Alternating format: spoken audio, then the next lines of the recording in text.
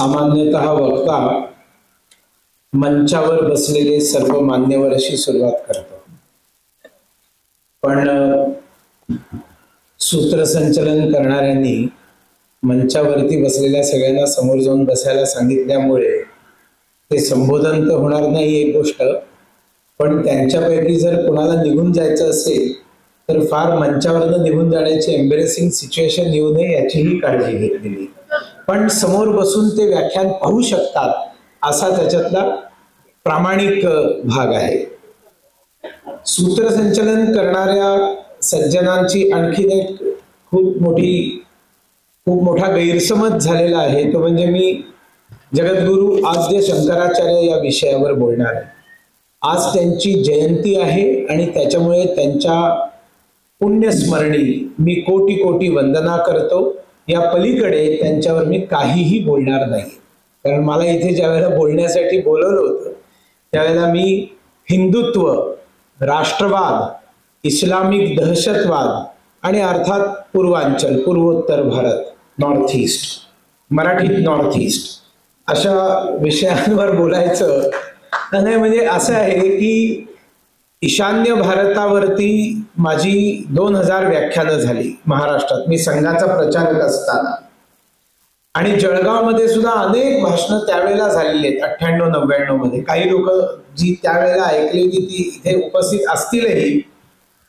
तर अशाच एका नवी मुंबई मधल्या अभियांत्रिकी महाविद्यालयाच्या प्राचार्यांना मी भेटलो आणि त्यांना सांगितलं की आपल्या देशाच्या ईशान्य भारतामध्ये फुटीरता वाढलेली आहे आणि तिथे राष्ट्रीय एकात्मता व्हावी म्हणून राष्ट्रीय स्वयंसेवक संघ प्रचंड कार्य करतो आहे आणि तिकडच्या समस्यांबद्दल जागृती निर्माण करण्यासाठी माझा प्रवास चालू आहे.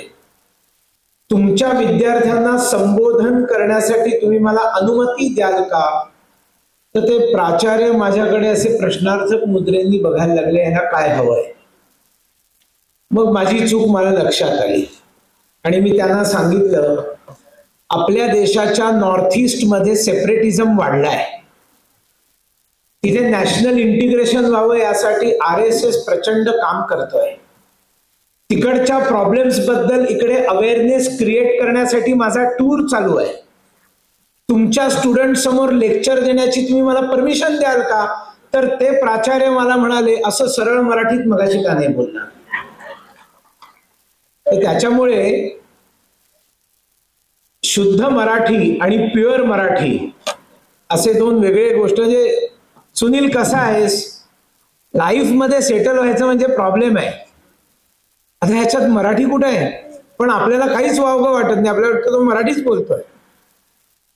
पण मी प्रयत्न करतो की भाषेमध्ये जितकं शक्य असेल तितके अन्य भाषी शब्द टाळावेत. कुठल्याही भाषेशी वैर असण्याचं काहीही कारण नाही. प्रत्येक भाषा चांगली आहे, ती संवादाचा एक माध्यम आहे आणि तो उत्तम बोलता आला पाहिजे. इंग्रजी बोलताना उत्तम इंग्रजी बोलता आलं पाहिजे. आंतरराष्ट्रीय मार्केटमध्ये उभं राहून आपण सगळ्यात श्रेष्ठ इंग्रजी बोलू शकलो पाहिजे. पण मग इंग्रजी बोलताना दॅट इज मात्र करेक्ट हं बाबा असं इंग्रजी बोलू नये. इंग्रजी बोलताना इंग्रजी बोलावं, हिंदी बोलताना हिंदी बोलावं. आणि ज्या वेळेला उर्दूचा विषय येतो त्यावेळेला अनेक लोकांचा गोड गैरसमज आहे की ती मुसलमानांची भाषा आहे आणि असं म्हणून मला ती एक अत्यंत श्रेष्ठ भाषा अनावश्यक इस्लामला समर्पित करण्याची बिलकुल इच्छा नाहीये. फक्त ती विशुद्ध देवनागरी स्क्रिप्ट मध्ये लिहिली जावी. ती भारतीय भाषा आहे. ती उर्दू फारसी जी स्क्रिप्ट जे काय ते वापरतात ती कुठली स्क्रिप्ट आहे मला माहित नाही, त्याशी मला काही देणं घेणंही नाहीये, ती या भारताची नाहीये. पण हिंदी स्क्रिप्ट, देवनागरी स्क्रिप्ट मध्ये उर्दू लिहिली तर उर्दू अत्यंत मधुर भाषा आहे आणि ती सुद्धा याच देशामध्ये जन्मलेली भाषा आहे. त्याच्यामुळे तिच्याशी वैर साधण्याचं काही कारण नाही.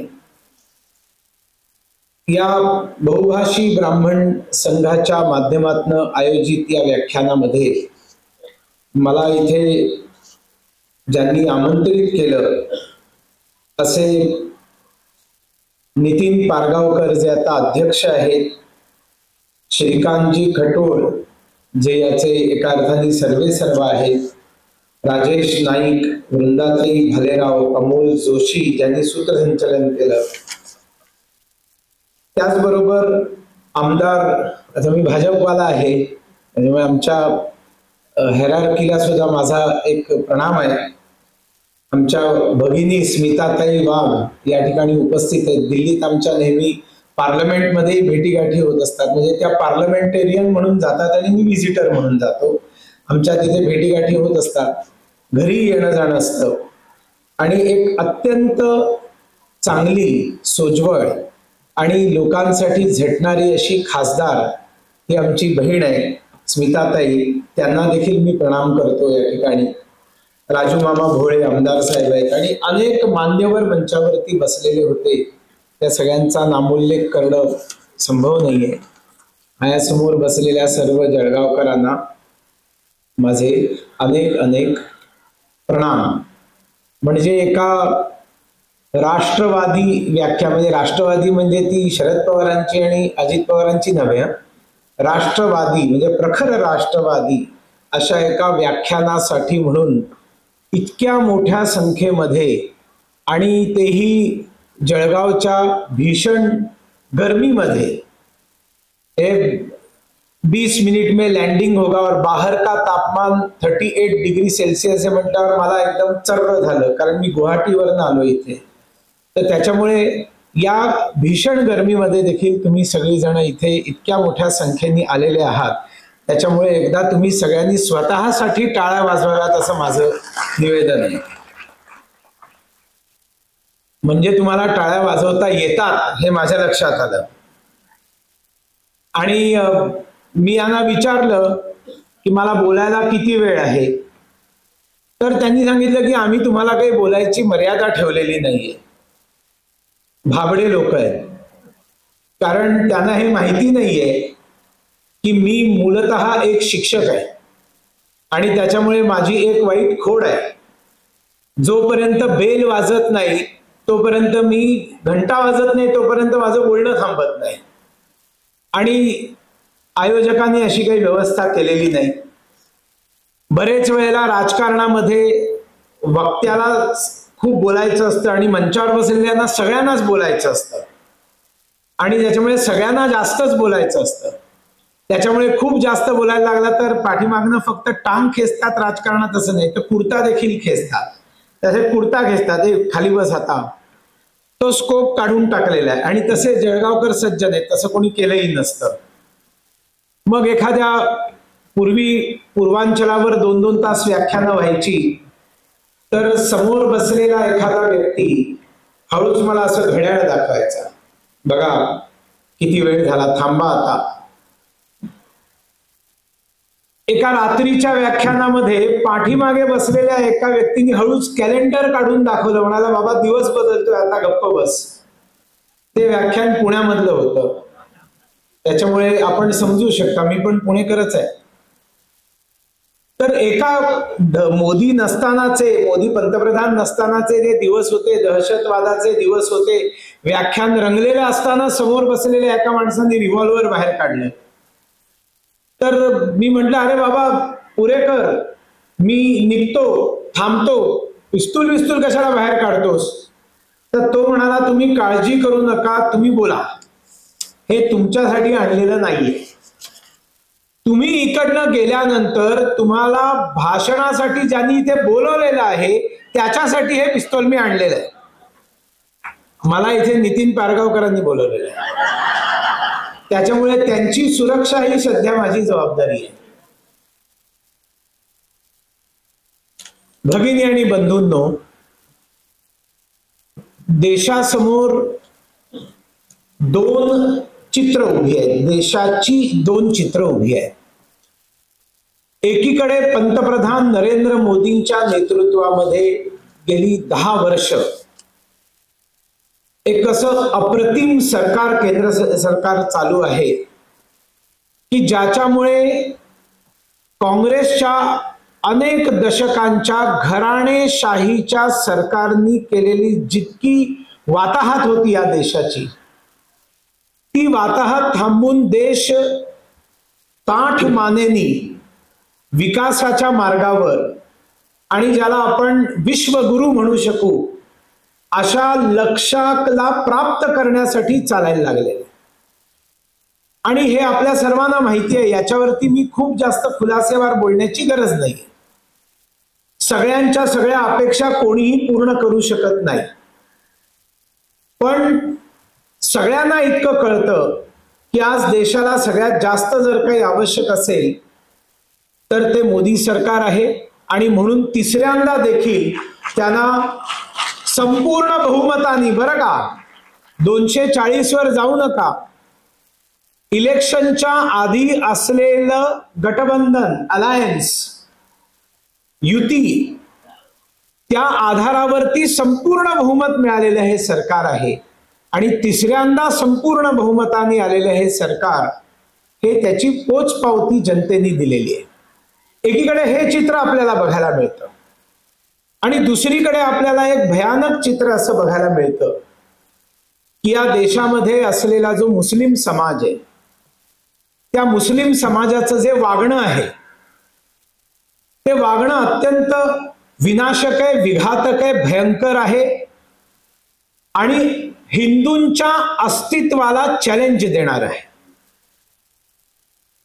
अनेक वेळेला अनेक लोक खूप मोठ्या गैरसमजामध्ये असतात आणि अनेक समस्यांना ते वेगवेगळ्या दृष्टीने पाहण्याचा प्रयत्न करतात. काश्मीरची समस्या, बांगलादेशामधल्या हिंदूंची समस्या, पश्चिम बंगालमधल्या हिंदूंची समस्या, भिवंडी, मालेगाव वगैरे इकडे असलेल्या हिंदूंची समस्या, केरळमध्ये असलेल्या मुसलमानांच्यामुळे निर्माण झालेल्या तिकडे राहणाऱ्या हिंदूंची समस्या, या सगळ्याला वेगवेगळ्या, किंवा युरोप, अमेरिका या ठिकाणी आज जो भयंकर प्रश्न इस्लामचा निर्माण झालेला आहे, ती समस्या, या सगळ्याला वेगवेगळ्या चष्म्यातनं पाहतात.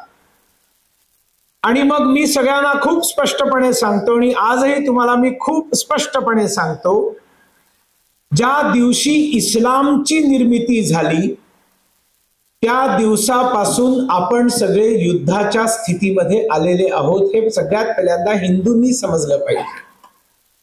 तुम्ही सुरक्षित नाही आहात. आणि परमपूजनीय बाळासाहेब देवरस अनेक भाषणांमध्ये म्हणायचे की भारतामधला तो भाग जिथे हिंदू अल्पसंख्य होत गेले, तो भाग भारतापासून दूर होत गेला, कटत गेला. आणि आपण हे भारताची जी फाळणी झाली त्या फाळणीच्या आधारावर पाहिलं तर आपल्या लक्षात येतं की तो संपूर्ण पाकिस्तान, अफगाणिस्तान आपल्यापासून दूर झाला. आणि त्यावेळेला पाकिस्तान असलेला, नंतर बांगलादेश झालेला जो पूर्व बंगाल होता, तोही आमच्यापासून वेगळा झाला. हे सगळे हिंदू अल्पसंख्य झाल्यामुळे आमच्यापासून दूर झाले. आणि मग हिंदू अल्पसंख्य असलेल्या भागामध्ये लोकांनी पाकिस्तान निवडला आणि भारतामध्ये जिथे मुसलमान अल्पसंख्य होते ते असं म्हणतात की आम्ही तर भारताच्या बाजूनी मतदान केलं, आम्ही नाही म्हटलं की पाकिस्तान झाला पाहिजे, आमचा काय दोष आहे त्यांनी पाकिस्तान मानला तर. हे इस्लामचं स्ट्रॅटेजिक वोटिंग आहे. इस्लामिक बुद्धिजीवी हे प्रचंड योजना बनवणारे आणि निश्चित अजेंडा असलेले, फोकस असलेले आणि त्याप्रमाणे वाटचाल करणारे, ज्याप्रमाणे त्यांना त्यांच्या पैगंबरांनी सांगितलेलं आहे त्याप्रमाणे वाटचाल करणारे, की तुम्ही ज्या ठिकाणी अल्पसंख्याक असाल त्या ठिकाणी तुम्ही गुण्या गोविंदानी राहा, त्या ठिकाणी नमतं घ्या, गपचूप रहा, आपली संख्या वाढवा. आपली संख्या वाढवून असा एक दिवस आणा की ज्या वेळेला तुम्ही याला दार उल इस्लाम बनवू शकाल, म्हणजे तुम्ही याला इस्लामची भूमी बनवू शकाल. जळगावकर भगिनी आणि बंधूंनो, डोक्यामध्ये एक गोष्ट स्पष्ट ठेवा, मुसलमानांच्या डोक्यामध्ये देश नावाची कन्सेप्ट नाही. इस्लामनी त्यांना देश नावाची कन्सेप्ट शिकवलेली नाही. आणि सगळीकडे जे प्रॉब्लेम आहेत ते इस्लाममुळे प्रॉब्लेम आहेत. त्याच्यामुळे त्याला तुकड्या तुकड्यांनी बघितलं तर तुमचा घात होईल त्याच्यामध्ये.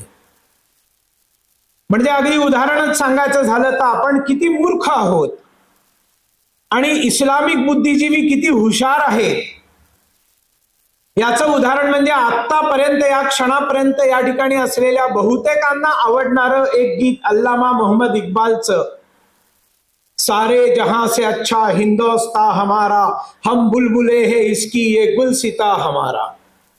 आपल्यालाही ते आवडतं, आपणही म्हणतो, शाळांमध्ये म्हणतो, लताजींनी पण गायलं. पण कधी कोणी गांभीर्याने ते गीत काय आहे हे समजण्याचा प्रयत्न केला काय?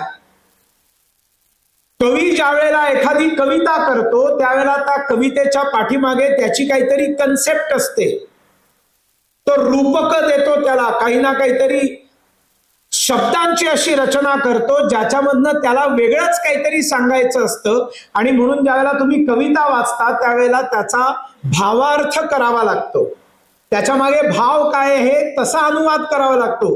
नुसता जर अनुवाद केला तर काय गडबड होते. बिल क्लिंटन आले होते, मी ऐकलं होतं त्यावेळेची घटना, की असेच भारतात फिरत होते तर कोणीतरी सांगितलं मोहम्मद रफी खूप छान गायक आहे आणि त्यांनी एक खूप सुंदर गीत रागदारीत म्हटलेलं आहे. आणि म्हणून एका सज्जनाने त्यांना गीत म्हणून दाखवलं, राधिके तूने बंसरी चुराई. तर बिल क्लिंटनना काय कळे ना, ते म्हणाले ट्रान्सलेट इन टू इंग्लिश. त्यांनी ट्रान्सलेशन केलं, Radha you have stolen my flute.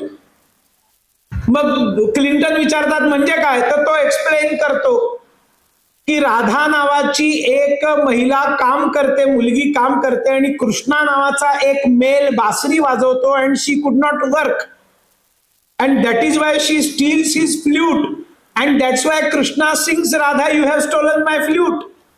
Bill Clinton म्हणतात, if at all flute of Krishna is stolen by Radha then why he is singing song. Ask him to go to police station and report. तुम्ही जसाच्या तसा जर अनुवाद केला तर हे असं होणार. ज्यांना राधा माहिती नाही, कृष्ण माहिती नाही, त्यांच्या लीला माहिती नाही, ते जर नुसता असा शब्दशः अनुवाद करायला लागले, भाव नाही समजले. आम्ही सारे जहां से अच्छाचा भाव नाही समजलो. सगळ्यात महत्वाची गोष्ट या गीतामध्ये हा हम जो शब्द आहे, हा हम शब्द हा फक्त मुसलमानांसाठी आहे, हा आपल्या सगळ्यांसाठी नाहीये. सारे जहां से अच्छा, आता खुलासा करत जा, सारे जहां से अच्छा हिंदोस्तां हमारा. हम म्हणजे कोण? ते.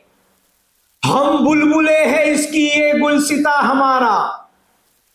बुलबुल हा स्थानांतरण करून येणारा पक्षी आहे. बुलबुल हा ओरिजिनल भारतीय पक्षी नाहीये. अरब, इराण, तुर्कस्तान, सहारा, बलक बुखारा सारख्या वाळवंटी क्षेत्रामध्ये अतिगर्मी निर्माण झाल्यावरती स्थानांतरण करून भारतामध्ये येतो. भारताच्या बगीच्यामध्ये आनंदाने तयार झालेली फळं खातो आणि इथे गीत गात बसतो, आणि इकडचं वातावरण प्रतिकूल झाल्यानंतर पुन्हा निघून जातो, तो बुलबुल आहे. आणि आम्ही सगळे भारतीय आहोत. कन्सेप्टच बघायची असेल तर आपल्या सगळ्यांची तुलना बुलबुलाशी केली, आपल्या लक्षात नाही आलं. बुलबुल म्हटल्यावर गाणी तरी कुठली आठवतात तुम्हाला?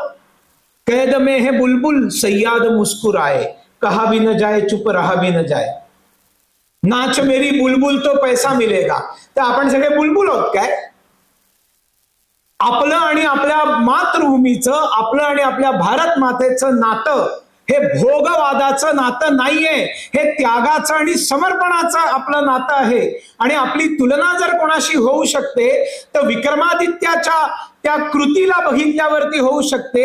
वाघाच्या जबड्यात घालुनी हात मोजिते दात जात ही अमुची, पहा चाळुनी पाने पाने अमुच्या इतिहासाची. आमची तुलना होऊ शकते तर त्याच्याशी तुलना होऊ शकते. बुलबुल म्हणून आमच्याशी कोणी तुलना नाही करू शकत. पण आम्ही आपलं म्हटलं, सारे जहां से अच्छा हिंदोस्तां हमारा, हम बुलबुले है इसकी ये गुलसिता हमारा. भोगवाद म्हणून आमचा भारताशी संबंध नाहीये. आमचा समर्पण, त्याग, पतत्वेशकायो नमस्ते नमस्ते, हाच आमचा आमच्या मातृभूमीशी संबंध आहे. या देशातल्या सगळ्या लोकांचा संबंध आहे. या मातृभूमीसाठी आमची काया धारातीर्थी पडली तरी देखील आमचं ते सौभाग्य आहे. एवढंच नाहीये ते, हम बुलबुले है इसकी ये गुलसिता हमारा पर्यंत पुढे कडव्यात काय म्हणतो, ए आबे गंगा तुझको शायद हो याद वो दिन, उतरा तेरे किनारे था कारवा हमारा, हमारा सारे जहां से अच्छा हिंदुस्तान हमारा. आता हे जरा एक एक शब्द नीट उघडून बघा. ए आब ए गंगा, गंगा नावाच्या पाण्या, आठवतो का तुला तो दिवस, शायद हो याद वो दिन, उतरा तेरे किनारे था कारवा हमारा. गंगेच्या किनारी आमचा कारवा कधी उतरला? आम्ही कारव्यांमध्ये कधी फिरत होतो? आम्ही कबायली कधी होतो? आम्ही कधी कारव्यांमध्ये हिंडलोच नाही, आम्ही कबायली नव्हतोच. आम्ही हजारो वर्षांपासून वेल सेटल्ड संस्कृती आहोत. हे त्याचं उदाहरण आहे आपल्या समोर. हे काय कबिल्यातनं फिरत नव्हते, धक्काबुक्की करत, एकमेकांची लुटालूट करत, मारामाऱ्या करत. हे कबायली नव्हते. हे धर्माला जोडण्यासाठी, सनातन धर्माची पुनर्प्रतिष्ठापना, पुनर्मांडणी करण्यासाठी 32 वर्ष केवळ मात्र जगलेला हा महान संत, ज्यांनी घर सोडलं ते परत घरी परत नाही आले, आईचा चेहरा पुन्हा नाही बघितला, असा हा महान संत. आणि ज्यांनी हे सांगितलं की सत्य एक आहे, त्याची व्याख्या अनेक लोक वेगवेगळ्या पद्धतीने करू शकतात. ईश्वर एक आहे. आकाशात पतितम तोयम यथा गच्छति सागरम, सर्वदेव नमस्कारम केशवम प्रतिगच्छति. देव एक आहे, त्याला कुणी काही नावानी म्हणा, त्याची पूजा करा, शेवटी तो एकाच देवाकडे नमस्कार जाणार आहे. हे तत्वज्ञान सांगणारे आदि शंकराचार्य, त्यांच्या वेळेला येशू ख्रिस्ताचा जन्म झाला नव्हता, इस्लामचा जन्म झालेला नव्हता. हे जे इंग्रजांनी आम्हाला सालं सांगितली ना की अमुक अमुक शतकामध्ये यांचा जन्म झाला, हा इंग्रजांचा इतिहास आहे. ज्यांना वास्तविक इतिहास भारताचा माहिती आहे ते सांगतात की ईसा पूर्व त्यांचा जन्म झालेला आहे, त्यांचं सगळं जीवन झालेलं आहे. आणि मी तुम्हाला अगदी दाव्याने सांगतो की जर शंकराचार्यांना इस्लाम आणि ख्रिश्चॅनिटीची माहिती असती तर त्यांनी कधीही असं म्हटलं नसतं कुठल्याही देवाला नमस्कार करा, एकाकडेच पोचणार आहे. ते जे म्हणालेले ते भारतामध्ये त्यांनी ज्या प्रकारचा बुद्ध धर्म आणि एकूण वेगवेगळ्या प्रकारच्या पूजा पद्धतींना आचरण करणारे लोक त्यांनी बघितले, त्या सगळ्यांना एकत्र जोडण्यासाठी त्यांनी सांगितलं. त्यांनी भारताला एकत्र जोडण्यासाठी सांगितलं, कुठल्याही देवाची पूजा केली तरी एकाच देवाकडे जाल. हे त्यांनी उत्तरम यत समुद्रस्य हिमाद्रीश्चैव दक्षिणम वर्षम तत् भारतम नाम भारती यत्र संतती, या व्याख्येमध्ये जी भारताची व्याख्या केलेली आहे की ज्या हिमालयाच्या दक्षिणेकडे जो विशाल समुद्र आहे, त्या समुद्राच्या उत्तरेकडे जो विशाल हिमालय आहे, या भूभागामध्ये वसलेला जो भूभागामध्ये हे जे क्षेत्र आहे, हा जो देश आहे, हा भारत आहे. आणि या ठिकाणी राहणारी संतती म्हणजे या भारत मातेची पुत्ररूप असलेली संतती म्हणजे भारतीय आहे. आणि त्या भारतीयांसाठी त्यांनी हे सांगितलेलं तत्वज्ञान आहे. He was not aware of Christianity, he was not aware of Islam. आणि त्याच्यामुळे त्यांनी जे सांगितलंय की कुठल्याही देवाला नमस्कार केला तर तुम्ही एकाच ठिकाणी पोचाल, हे तत्वज्ञान इस्लाम आणि ख्रिश्चॅनिटीला लावायचं काहीही कारण नाहीये. आणि मग आपण मूर्खासारखं सांगतो सर्व धर्म सारखे, हिंदू मुसलमान ख्रिश्चन सगळे धर्म सारखे. सगळे धर्म सारखे नाहीत, सगळे धर्म सारखे असू शकत नाहीत, सगळ्यांचे चेहरे सारखे असत नाहीत, सगळ्यांचे रंग सारखे नाहीत, सगळ्यांचे आवाज सारखे नाहीत, हाताची 5 बोटं सारखी नाहीत. सगळे धर्म किती मोठी गोष्ट आहे, कशी सारखी असू शकते.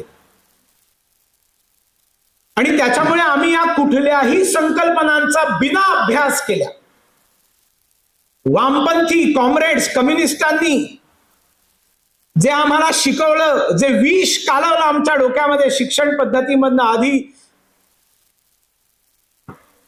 मॅकॉलेनी आणि त्याच्यानंतर या वामपंथी लेफ्टिस्ट नक्सली लोकांनी. मग गंगा नावाच्या पाण्या, आठवतो का तुला तो दिवस, उतरला होता तुझ्या किनारी कारवा आमचा. हे कडवं आहे अल्लामा मोहम्मद इक्बालच्या गीताचं. आता सावधपणे जळगावकरांनो माझ्या प्रश्नाचं उत्तर द्या आणि जोरात उत्तर द्या, मला ऐकायला आलं पाहिजे. भारतामध्ये भारतीय समाज आधी आहे का गंगा आधी आहे? जोरात बोला. सगळे चुकले. गंगा मैया नाही, भारतीय समाज आधी आहे, गंगा नंतर अवतरलेली आहे. आणि गंगा नंतर आलेली आहे. आणि गंगेबद्दल तुम्ही काय वाचलंय? भगीरथ प्रयत्नांनी गंगेला धरतीवरती आणलं. हे काय आहे? You should understand, you must understand. Mahatma Bhagirath, Maharaja Bhagirath was the greatest civil engineer of this world. भारतामध्ये पाण्याची नितांत आवश्यकता त्यांनी ओळखली आणि संपूर्ण भारताचा नकाशा डोळ्यासमोर ठेवून कुठे पाण्याची गरज आहे तर त्यांनी एका कालव्याची रचना केली. आणि मानव निर्मित कालवा त्याच्यासाठी अनेक पिढ्यांनी प्रचंड परिश्रम केले. पिढ्यानुपिढ्या परिश्रम करून ती संपूर्ण गंगा प्रवाहित केली.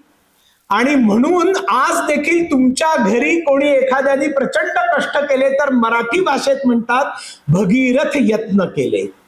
हे भगीरथ यत्न कुठले कुठले भगीरथ यत्न?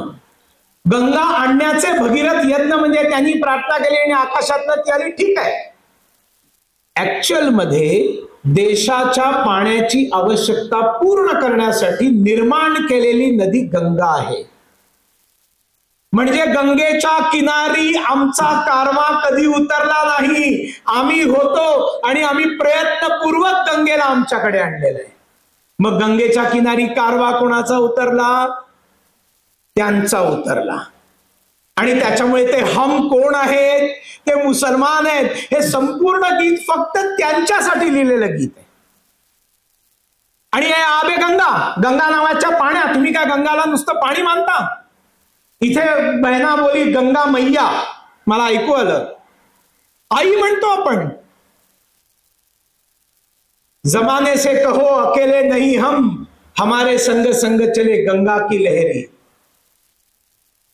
राज कपूर देखील ज्यावेळेला चित्रपट निर्माण करतो त्यावेळेला भारतीय संस्कृतीचं वर्णन करण्यासाठी ज्यावेळेला गीत रचतो तो म्हणतो होठों पे सच्चाई रहती है जहां दिल में सफाई रहती है, हम उस देश के वासी है जिस देश में गंगा बहती है. गंगेच्या नावाने शपथ घेणारा हिंदू आहे. गंगा पाणी नाही आमच्यासाठी. आणि तो म्हणतोय आबे गंगा, शायद हो तुला आठवतो का तो दिवस, उतरा तेरे किनारे था कारवा हमारा हमारा, सारे जहां से अच्छा हिंदुस्तान हमारा. हे हम म्हणजे ते मुस्लिम आहे. मजहब नहीं सिखाता आपस में बैर रखना, हिंदी है हम, हिंदी है हम, हिंदी है हम, वतन है हिंदुस्तान हमारा, सारे जहां से अच्छा हिंदुस्तान हमारा. मजहब मजहब इस्लाम आहे, हिंदू मजहब नाहीये, हिंदू धर्म आहे. तुम्ही शब्दांचे अनुवाद करू शकत नाही. जर संकल्पना वेगळी असेल, ती खुर्ची आहे, तिला मी चेअर इंग्लिश मध्ये म्हणू शकतो, ती एक निश्चित वस्तू आहे. पण जी संकल्पना आहे, जी कन्सेप्ट आहे, ती कन्सेप्ट जर सारखी दोन समाजांनी बघितलेली संकल्पना जर सारखी नसेल तर त्यांना तुम्ही एकाला दुसऱ्याचा अनुवाद नाही करू शकत. म्हणजे इंग्रजी भाषेमध्ये एक शब्द आहे ब्लॅकमेल, आहे ना? सिरियल पाहणाऱ्या सगळ्यांना अगदी नक्की माहिती असेल. मराठी सिरियल्स, हिंदी, एकता कपूरच्या सिरियल पाहणाऱ्यांना ब्लॅकमेल माहिती नाही असं कसं शक्य? त्याच्याशिवाय सिरियलच तिची पूर्ण होत नाही. आणि मग तुम्हाला जर सांगितलं की ब्लॅकमेलला मराठी शब्द सांगा, तुम्हाला मराठी शब्द माहिती आहे? ब्लॅकमेलला हिंदी शब्द सांगा, हिंदी शब्द माहिती आहे? मिळतो? तमिळ नाही, तेलुगू नाही, कन्नड नाही, मल्याळी नाही, ओडिया नाही, बांगला नाही, असमिया नाही, खासी जयंतिया, नागा, गारो नाही, पंजाबी नाही. हिंदी नाही, गुजराती नाही, भारताच्या कुठल्याही भाषेमध्ये तुम्हाला ब्लॅकमेल शब्दाला पर्यायवाची शब्द नाही मिळू शकत. तुम्हाला जर समजावायचं असेल तर तुम्हाला सगळी प्रक्रिया समजावावी लागते. की तुझं एक गुपित मला कळलं, ते आता जर तुझ्या प्रियजनांना मी फोडायचं नसेल, सांगायचं नसेल, बोभाटा करायचा नसेल, तुला बदनाम करायचं नसेल, तर त्याच्या बदल्यात तू माझं हे हे हे हे हे हे काम करून दे. या प्रक्रियेला ब्लॅकमेल करणे असं म्हणतात. बरोबर आहे? जरा हो नाही म्हणा. बरोबर आहे? याला ब्लॅकमेल करणं म्हणतात ना. मग ब्लॅकमेलला मराठी शब्द का नाहीये? भारतीय भाषेत शब्द का नाहीये? कारण ती संकल्पना जिकडे जन्माला आली तिथे शब्द मिळाला. आम्हाला आमच्या पूर्वजांनी असं कधी करायला सांगितलंच नाही, आम्ही असं कधी केलंच नाही, तर मग आमच्या मराठी भाषेमध्ये शब्द कुठून येणार जर कन्सेप्टच नाहीये? आणि त्याच्यामुळे ब्लॅकमेलला मराठी शब्द नाही, ब्लॅकमेलला भारतीय भाषांमध्ये शब्द नाही. एप्रिल फूलला नाही. एप्रिल मूर्ख काही अर्थ लागतो? एक दिवस जितकं खोटं बोलायचंय तितकं बोला आणि मग बोलल्यानंतर म्हणा एप्रिल फूल केलं तुला. पण ही संकल्पना तिथे आहे. तुम्ही एप्रिल मूर्ख म्हणून कोणाला सांगितलं तर मराठी माणसाला कळणार नाही याचा अर्थ काय. का नाही? कारण ही कन्सेप्टच नाही आमच्याकडे. त्यांच्याकडे एक संपूर्ण दिवस दिलेला आहे. खोटं बोला, ठगा दुसऱ्याला, फसवा. आमच्या पूर्वजांनी आम्हाला एक सेकंद देखील दिलेला नाहीये की तुम्ही असं खोटं बोला, फसवा, दुसऱ्याला ठगा. आणि नाही तर मग आमच्याकडे असे शब्द कसे मिळतील? मग अनेक भाषांमध्ये असे शब्द असतात की ज्या शब्दांना दुसऱ्या भाषेत शब्द सापडत नाहीत. जर संकल्पना नसतील, खरकटला कुठल्याही भाषेत शब्द नाही सापडत. खरकट, खरकट हा प्युअर मराठी माणसांनी निर्माण केलेला शब्द आहे. आणि त्याला हिंदीमध्ये जूठन नाही, जूठन नाही. उपवासासाठी बनवलेलं जे अन्न आहे ते अन्न सोडल्यावर उरलेलं जे अन्न आहे त्याला खरकट म्हणतात. ओरिजिनल अर्थ खरकटचा. आणि असा काही शब्द नसल्यामुळे आणि म्हणून ज्याप्रमाणे खरकटला इंग्लिशमध्ये शब्द मिळणार नाही त्याप्रमाणे पतिव्रतेला सुद्धा इंग्लिश शब्द सापडत नाही. कन्सेप्टच नाही. आणि मग तिकडे एक प्रसंग घडलेला कोणी मला सांगितला की अमेरिकेमध्ये बऱ्याच वर्षांपूर्वी, 20-25 वर्षांपूर्वीची घटना. अमेरिकेमध्ये एका हिंदू कुटुंबाच्या लग्नाला 25 वर्ष पूर्ण झाली आणि म्हणून त्यांनी एक छोटासा पार्टी ठेवली, कार्यक्रम ठेवला, silver jubilee of wedding anniversary. आणि शेजारीन अमेरिकन होती, तिला इन्व्हाइट द्यायला गेली आपली हिंदू महिला. तर ती इन्व्हाइट पाहून म्हणते 25 वर्ष झाली तुझ्या लग्नाला, तुझा डायव्होर्स नाही झाला अजून? ती म्हणते नाही झाला. तुझा झाला का? कोणाला? हो, गेल्या 25 वर्षात म्हणाली 3 वेळा झाला. काय ग, काय कारण झाली? नाही, पहिला जो होता पती तो रात्री खूप घोरायचा आणि मग मला काही झोप लागायची नाही म्हणून त्याला सोडून दिलं. दुसऱ्याला नाही, तो पंखा लावून झोपायचा, रात्री मी उठायची बंद करायची, मग तो उठायचा, रात्रभर हेच चालायचं, त्याला सोडून दिलं. मग तिसऱ्याला ती म्हणाली तो दिव्याखाली झोपायचा आणि मला अंधार लागायचा. म्हटलं कल्याण आहे बाबा. ती घरी गेली आणि आपल्या नवऱ्याला सांगितलं, बघा या अमेरिकन बायका कशा आहेत. तर तो पती तर हिंदू होता ना, सगळ्या जगामध्ये सगळे सारखेच आहेत अशा गोड गैरसमजात राहणार नाही. नाही नाही, त्यांच्यामध्ये देखील असतात ना पतिव्रता, असं म्हणू नकोस. मग दुसऱ्या दिवशी हे निघाले होते तर एक महिला एका थडग्याला अशी वारा घालताना दिसली. तर त्या पुरुषांनी गाडी चालवताना ब्रेक लावला आणि सांगितलं, बघ बघ, मी तुला म्हणत होतो ना त्यांच्यातही पतिव्रता असतात. ती बाई बघ आपल्या नवऱ्याच्या कबरीला वारा घालते, किती प्रेम होतं, गेला तरी त्याला वारा घालते. ही जी हिंदू महिला होती हिला इतकी खात्री झाली होती शक्यच नाही. ती म्हणजे थांबा जरा मी विचारून येते. आणि ती उतरली आणि तिने जाऊन तिला विचारलं, काय काय एवढं तुझं प्रेम होतं का नवऱ्यावर? मेला तरी, गाडला गेलाय तरी तू हवा देतेस त्याला?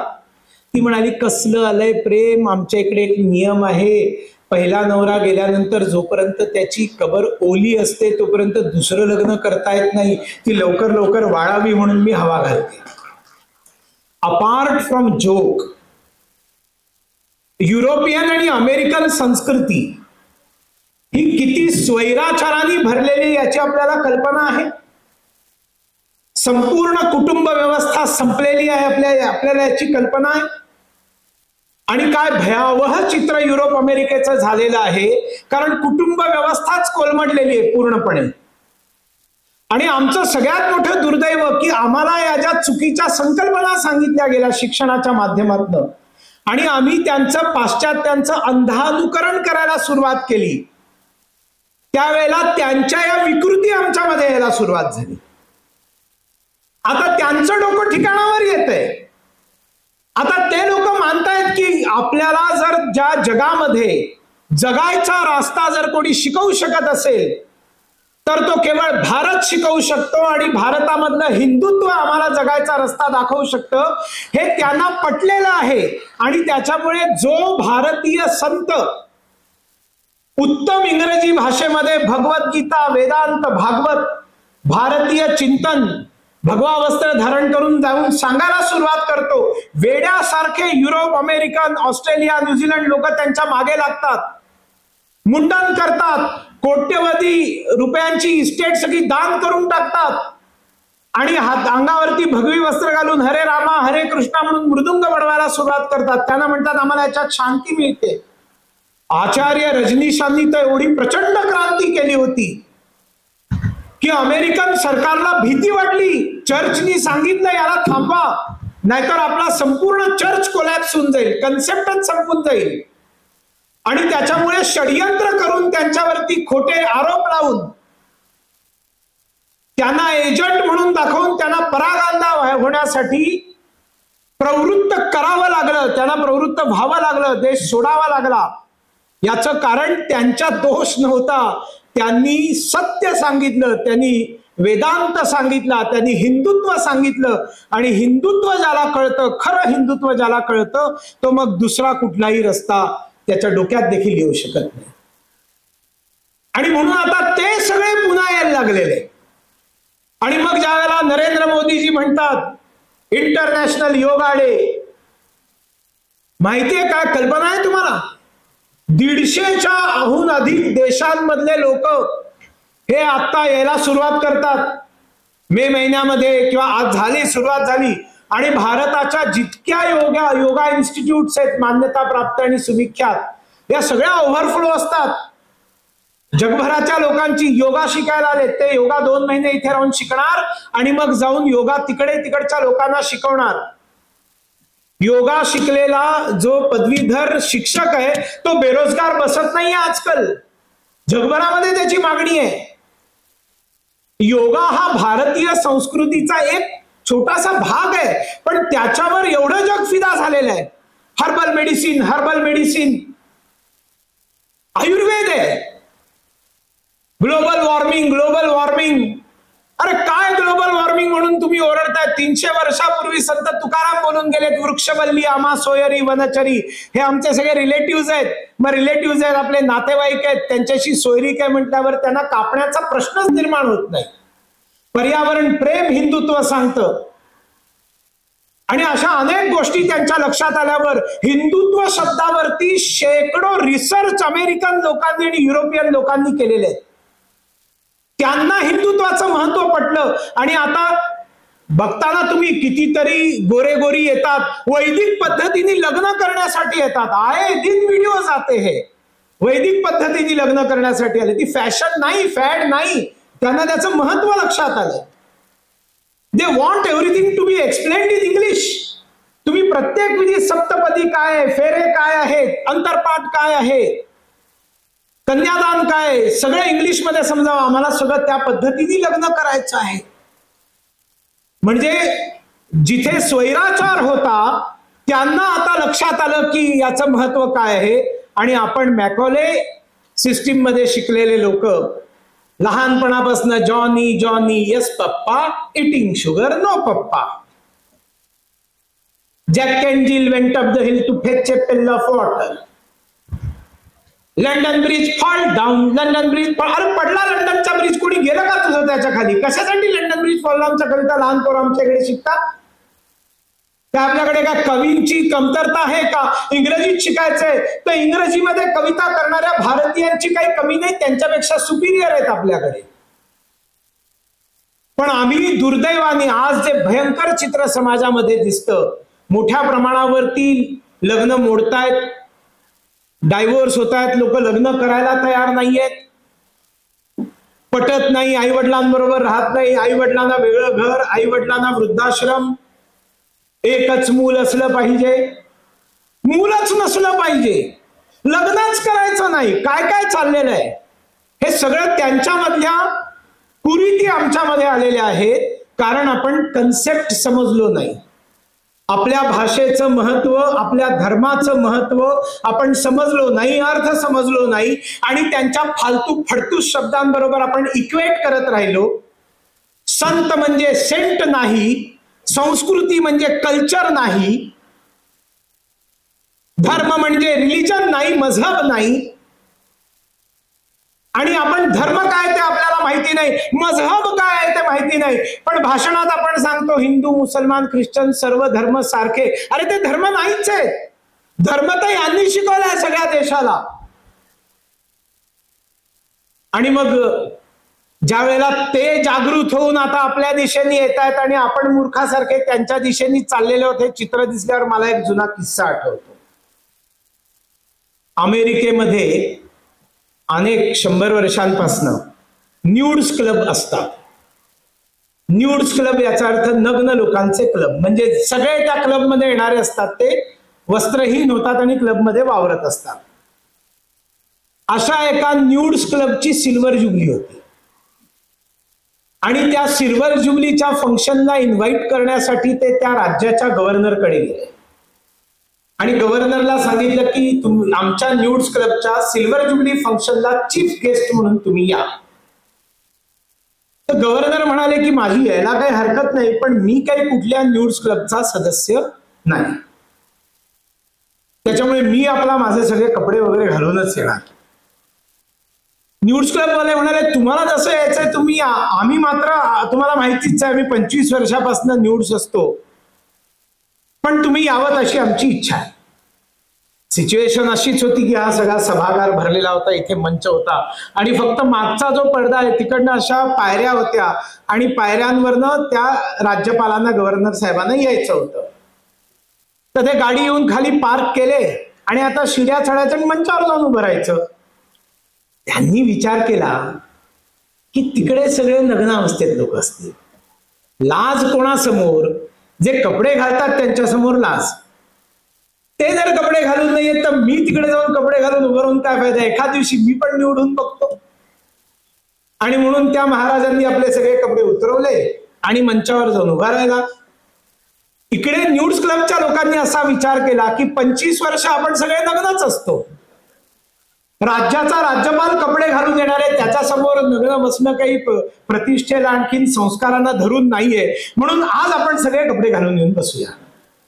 आणि म्हणून ते सगळे न्यूड्स क्लब वाले समस्त कपडे घालून बसलेले होते आणि हे राज्यपाल त्यांच्यासमोर निर्वस्त्र जाऊन उभे राहिले. हे आपल्या बरोबर घडत आहे.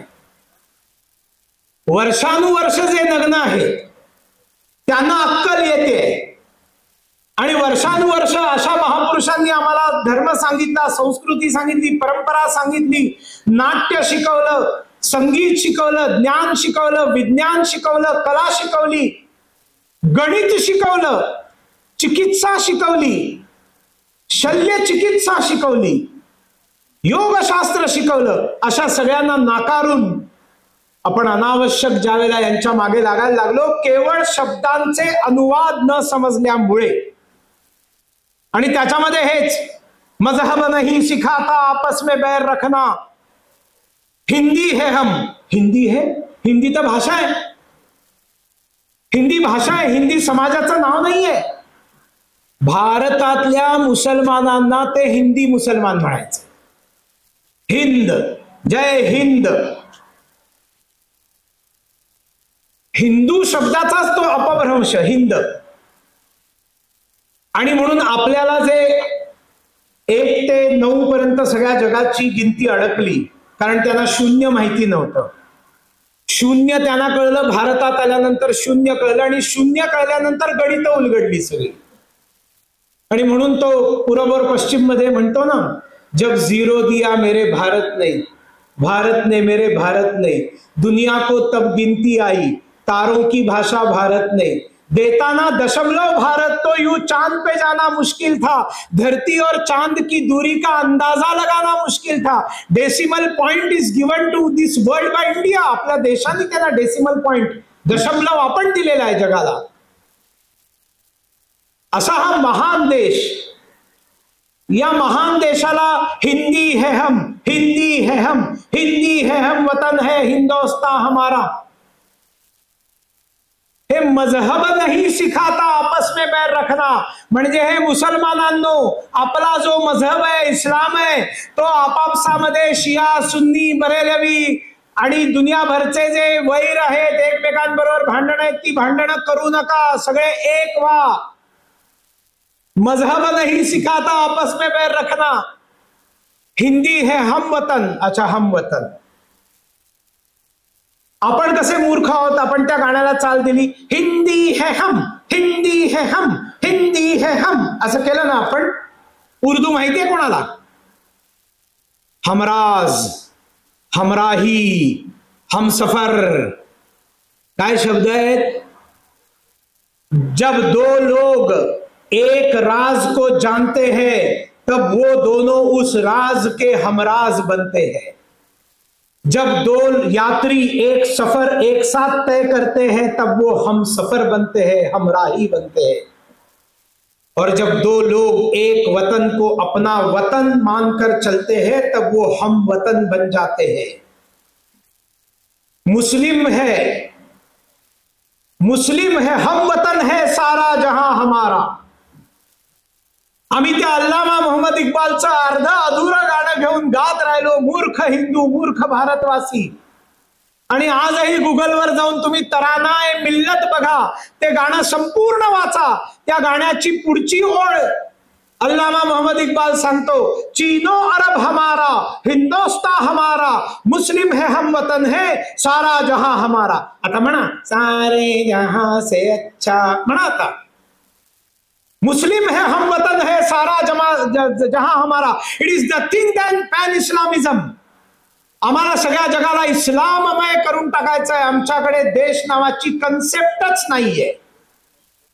संपूर्ण गीत इस्लामला धरून लिहिलेलं आहे. आणि अजूनही अनेक लोक ज्यांना म्हणायचंय त्यांना म्हणू देत, मी तर नाही बाबा म्हणणार, आणि मी तर लोकांना सांगणार याचं सत्य काय आहे. आणि मग मला राष्ट्रीय स्वयंसेवक संघाने प्रत्युत्तर देणारं गीत देखील शिकवलेलं आहे. ते मी शाखेमध्ये म्हटलेलं आहे. प्राणों से प्रिय हमें है यह हिंदू भू हमारी, हम है सपूत इसके, माँ भारती हमारी हमारी. प्राणों से प्रिय हमें है हिम शिखर देवतात्मा, माँ का मुकुट तभी तो ऊंचा हुआ है सबसे, रक्षा करे हमारी हमारी. प्राणों से प्रिय हमें है यह हिंदू भू हमारी, हम है सपूत इसके, माँ भारती हमारी हमारी. प्राणों से प्रिय हमें है. हे पुण्य सलिल गंगे हुई तू पवित्र तब से, तू स्वर्ग छोड़ जब से इस भूमि पर पधारी पधारी. प्राणों से प्रिय हमें है. उन बुलबुलों से कह दो कोई और चमन ढूंढे, यह भोग भू नहीं है, यह कर्म भू हमारी हमारी. प्राणों से प्रिय हमें है. हिंदुत्व ही जगाता एकात्म भाव सब में, हिंदू है हम, हिंदू है हम, हिंदू है हम, यही है राष्ट्रीयता हमारी हमारी. प्राणों से प्रिय हमें है. आवडलं? पटलं? काढणार नेटवरनं, नाहीतर मी पूर्ण गायलेलंच आहे. फेसबुक लाईव्ह वर आहे, युट्यूब लाईव्ह वर आहे. युट्यूब चॅनलला फायनल हे करा आणि मी माझ्या टेक्निकल टीमला सांगतो हे कापून नुसतं व्हॉट्सअपवर पाठवून द्या. आपल्या मुलांना शिकवा, त्यांना जागृत करा, त्यांना सांगा तुम्ही बुलबुल नाही आहात, त्यांना सांगा तुम्ही आप कैसे हो. राष्ट्रीय स्वयंसेवक संघाला डॉक्टर केशव बैराम हेडगेवारांनी सांगितला मंत्र, नाभिषेको न संस्कारः संसिंहस्य क्रियते वने विक्रमार्जत राज्यस्य स्वयमेव मृगेंद्रता. सिंहाला जंगलाचा राजा बनवण्यासाठी इलेक्शन लढावी लागत नाही, कॅम्पेनिंग करावं लागत नाही, चमचाना फिरावं लागत नहीं. सिंह जी के जबड़े मजबूत है, उनके दांत बहुत तीक्ष्ण है, इस बार का अपना वोट सिंह जी को दो, राजा बनाओ, असं करावं लागत नाही. सिंह गुफेतनं बाहेर पडतो, आळोखे पिळोखे घेतो, विशाल डरकाळी फोडतो, सगळ्या प्राण्यांच्या हृदयामध्ये हडकंप निर्माण करतो आणि आपल्या क्रीडेनी, आपल्या चलनानी, आपल्या वागण्यानी, आपल्या पौरुष आणि पराक्रमानी तो जंगलाचा राजा म्हणवला जातो. इलेक्शननी नाही, तो म्हणवला जातो. भारतातला हिंदू समाज हा सिंहासारखा आहे. याला या विश्वाला अक्कल देण्यासाठी ईश्वरांनी जन्माला घातलेलं आहे. ज्या वेळेला एकेकाळी जगामध्ये लोकांना खायची अक्कल नव्हती, राहण्याची अक्कल नव्हती, झाडांवरती राहत होते, वस्त्र घालत नव्हते, एकमेकांच्या मादीसाठी मारामाऱ्या करत होते, वाळवंटांमध्ये राहत होते, त्यांना किलोमीटर दूरीपर्यंत कुठे पाणी दिसत नव्हतं, झाडं दिसत नव्हती. अशा ठिकाणी असभ्य आणि असंस्कृत लोकांनी अनेक गोष्टी निर्माण केल्या. पण भारताच्या लक्षात आलं की आपल्याला खूप मोठं ज्ञान मिळालेलं आहे, आपल्याला खूप मोठी श्रेष्ठता मिळालेली आहे आणि म्हणून आपण श्रेष्ठ झालेले आहोत. आणि त्या श्रेष्ठ शब्दाला त्यांनी पर्यायी शब्द दिला, आर्य झालेले आहोत. आर्य हा गुणवाचक शब्द होता. आर्य हा गुणवाचक शब्द आहे, तो वंशवाचक शब्द नाहीये. आणि म्हणून जर आम्ही आर्य झालो, मग आमच्याकडे जी काही ही संपत्ती आहे, बौद्धिक संपत्ती आहे, इंटलेक्च्युअल नॉलेज आहे, आमच्याकडे संस्कृती आहे, सभ्यता आहे, आणि जगाकडे ते नाहीये. मग हे माझं मी माझ्याकडे ठेवणार ही संकुचित वृत्ती आहे. तुझं तुझ्याकडे, माझं माझ्याकडे, माझं मी कोणाला देणार नाही, संकुचित वृत्ती आहे. आणि म्हणून आमच्या पूर्वजांनी आम्हाला सांगितलं, अयम निजहा परोवेती धारणाम लघुचेतसाम उदार चरितानाम तू वसुधैव कुटुंबकम. हे माझं, हे तुझं, हे लहान हृदयाचं लक्षण आहे, टुच्चा हृदयाचं लक्षण आहे, क्षुद्र हृदयाचं लक्षण आहे. आणि त्याच्यामुळे सर्व जग हे आपलं आहे, सर्व जग एक कुटुंब आहे. हे मोठ्या हृदयाचं लक्षण आहे. आणि म्हणून कृणवंतो विश्वमार्यम सांगून सगळ्या जगाला आम्ही श्रेष्ठ करायचा प्रयत्न करू. आणि म्हणून भारतीय संस्कृतीनी, हिंदू संस्कृतीनी, वैदिक संस्कृतीनी, सनातन संस्कृतीनी विश्व संचार केलेला आहे. आणि जगाच्या कानाकोपऱ्यांमध्ये आपल्याला याच्या खुणा सापडतात की कशा पद्धतीने सगळ्या जगाला अपलिफ्ट करण्याचं काम, अपग्रेड करण्याचं काम आपल्या चरित्रातनं, तलवारीच्या आधारावरती नाही, स्वम स्वम चरित्रम शिक्षेरम पृथिव्याम सर्व मानवा. स्वतःच्या चरित्रातनं आम्ही लोकांना शिकवलं की असं वागायचं असतं, असं जगायचं असतं. पण दुर्दैवाने आमच्यामध्ये ज्या वेळेला एखादी गोष्ट खूप परमोत्कर्ष करते, त्यावेळेला असं म्हटलं जातं की एखाद्या व्यवस्थेच्या उत्थानामध्ये त्याची पतनाची बीज असतात आणि एखाद्या व्यवस्थेच्या पतनामध्ये त्याच्या उत्थानाची बीज असतात. त्याप्रमाणे आमचं पतन व्हायला सुरुवात झाली. आमचं पतन स्वार्थामुळे व्हायला लागलं, आमचं पतन मीपणामुळे व्हायला लागलं, आमचं पतन मी आणि माझं कुटुंब यापर्यंत सर्व एक मर्यादित ठेवल्यामुळे व्हायला लागलं. आमचं जे पतन आहे ते कधीही न सांगितलेली, कुठल्याही धर्मग्रंथामध्ये ज्याला अधिकृतपणे कुठलाही मान्यता नाहीये, अशा प्रकारच्या अस्पृश्यतेमुळे आमचं पतन व्हायला सुरुवात झाली. आमच्यावरती बाहेरनं आलेल्या लोकांचे संस्कार झाले. काही त्यांच्या आक्रमणामुळे नाईलाजाने आम्हाला काही चालीरीती परंपरा घ्याव्या लागल्या. काही चालीरीती परंपरा आमच्या मूर्खपणामुळे त्यांच्याकडनं आम्ही घेतल्या, काही नाईलाजाने घेतल्या. बघा, उत्तर प्रदेश, बिहार, पंजाब, बंगाल या सगळ्या क्षेत्रामध्ये लग्न रात्रीच्या वेळेला होता. आणि आपल्याकडे महाराष्ट्रामध्ये बघितलं तर लग्न सकाळच्या वेळेला, उशिरात उशिरा म्हणजे गोरज मुहूर्त म्हणजे सूर्यास्ताच्या वेळेला, त्याच्यानंतर लग्न नाही होत. इस्लामचं जिथे जिथे आक्रमण झालं, दुसऱ्याच्या महिलांना लुटणं हे त्यांच्या दृष्टीने पवित्र कर्तव्य सांगितलेलं आहे. आणि त्याच्यामुळे काफिरांच्या मुलींना पळवून देणं, सुंदर मुलींना उचलून देणं हे सर्व मुस्लिम राजांनी केलेलं आहे. कोणीही त्याच्यामधनं अपवाद नाही, अगदी अकबर देखील नाही. आणि या सगळ्या लोकांनी हे चरित्र दाखवलेलं आहे. आणि मग हे लग्नाच्या वेळेला धन लुटण्यासाठी आक्रमण करायचे, मुलींना उचलून घेऊन जायचे. म्हणून रात्रीच्या वेळेला गुपचूप लग्न करायला हिंदूंनी सुरुवात केली, जिथे इस्लामचं साम्राज्य होतं. आणि आमच्या परमसौभाग्यामुळे, देशाच्या परमसौभाग्यामुळे आणि महाराष्ट्राच्या परमसौभाग्यामुळे छत्रपती शिवाजी महाराजांचा जन्म या भूमीमध्ये झाला आणि त्यांनी या इस्लामशी टक्कर दिली. ही शुद्धी हृदाची रामदास शिर झुलवी, ही बुद्धी पाच शायाच शत्रूच्या तुडवी. 5 शाया या देशामध्ये, संपूर्ण इस्लामचं राज्य भारतावरती असताना राजमाता जिजाऊ मासाहेबांनी आपल्या मुलाला स्वप्न दिलं की या देशात हिंदवी स्वराज्य, हिंदू साम्राज्य निर्माण कर, तुझ्यासाठी, तुझा जन्म त्याच्यासाठी आहे. आणि शिवाजी महाराजांनी हे इस्लामचं आक्रमण थोपवून धरलं.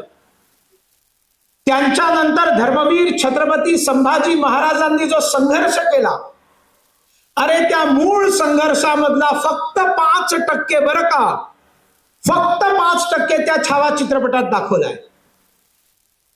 तुम्ही जर संपूर्ण संभाजी महाराजांचं चरित्र पूर्ण वाचलं आणि तो चित्रपट बघितला तर लक्षात येतं की फक्त 5% खरा संभाजी तर दाखवलेलाच नाहीये यांनी. जे 5% धर्मवीर छत्रपती संभाजी महाराज त्या चित्रपटात दाखवले, ते 5% 800 कोटीचा फायदा करून घेऊन गेले त्या चित्रपटाचा, 5%. आणि त्यांच्यानंतर मराठ्यांची सेना, ही मराठा सेना म्हणजे कास्ट मराठा नव्हे, त्या मराठा सैन्यामध्ये सर्व जातींचे लोक होते. ती महाराष्ट्रातल्या लोकांची, मराठा साम्राज्याची सेना असल्यामुळे ती मराठा सेना तिने पुरुषार्थ दाखवला. आणि शिवाजी महाराजांनी निर्माण केलेल्या हिंदवी स्वराज्याने अटकेपर्यंत जाऊन झेंडे रोवलेले आपल्याला माहिती आहे, दक्षिणेपर्यंत गेलेले आपल्याला माहिती आहे. आणि इस्लामला थोपवून धरल्यामुळे तमिळनाडू, कर्नाटक, केरळ, आंध्र प्रदेश, तेलंगणा कुठेही रात्रीच्या वेळेला लग्न होत नाही. सगळीकडे लग्न फक्त सकाळच्या.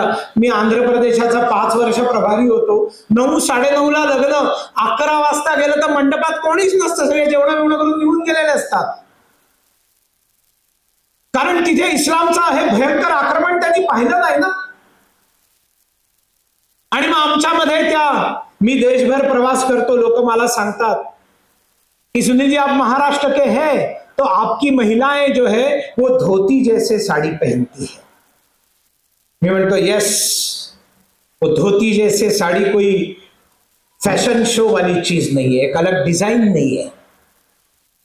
वो धोती जैसी साड़ी इसलिए पहनती थी क्योंकि जब इस देश पर इस्लाम का आक्रमण होता था, महाराष्ट्र के ऊपर इस्लाम का आक्रमण होता था और सारे मर्द लड़ने के लिए चले जाते थे और कई जगह पर लड़ते लड़ते मर्द सब खत्म हो जाते थे, तब हमारे महाराष्ट्र की महिलाएं हाथ में तलवार लेकर लड़ने के लिए तैयार हो जाती थी.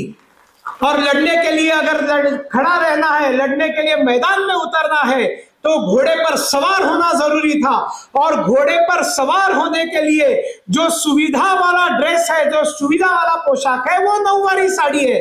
हम लोगों ने हमारे 5 वारी साड़ी में 4 वार इसलिए बढ़ाए, हमने हमारी साड़ियों में 4 वार इसलिए बढ़ाए क्योंकि हम दुश्मन पर घोड़े पर बैठकर वार कर सके। हे ते 4 वार आहेत, 5 वारी आणि 9 वारी मधला फरक। आणि म्हणून त्याच गीतामध्ये वाघाच्या जबड्यात घालुनी हात मोजिते दात जात ही अमुची पहा चाळूनी पाने पाने अमुच्या इतिहासाची। त्याच्यातच आम्ही म्हणतो, अरे पुरुष काय पण स्त्रियाही लढल्या, पुरुष काय पण स्त्रियाही लढल्या, परंपरा ही अमुची, तुम्हा काय ठाऊक ती लढली वीरांगना झाशीची, दाभाड्यांची उमाती लढली चेन्नाम्मा कित्तूरची, पहा चाळूनी पाने पाने अमुच्या इतिहासाची। आणि म्हणून जिकडे इस्लामची आक्रमणं होत होती, त्यांचा एकमेकांवरती अविश्वास, ते एकमेकांच्या बायकांना पळवून न्यायचे, ते हिंदूंच्या बायकांना पळवून न्यायचे, आणि म्हणून ते आपल्या बायकोला बुरखा आणखीन हिजाब मध्ये ठेवायचे अविश्वासामुळे। आणि त्यांच्यामुळे आमच्यामध्ये ती कुप्रथा आली घुंगट आणि पदराची। हे घुंगट आणि पदर भारताच्या संस्कृतीत नाही, भारताच्या पोशाखात काही स्थान नाही, पडदाला काही स्थान नाही, पडदा पद्धतीला। रामायण बघितलं, रामानंद सागरचं बघितलं ना सगळ्यांनी, महाभारत बघितलं serial B R. चोप्राची, Ramanand Sagar, B R. Chopra, legend directors, महान निर्देशक, संपूर्ण रामायणाचा पूर्ण अभ्यास करून त्यावेळेला कशा पद्धतीने काय कोणी पोशाख केलेले होते त्याचा रिसर्च करून, सीतेपासनं कौशल्येपासनं मंदोदरीपासनं सगळ्यांना जे पोशाख दिलेले आहेत ते रिसर्च करून दिलेले, जे लिहून ठेवलेले आहेत।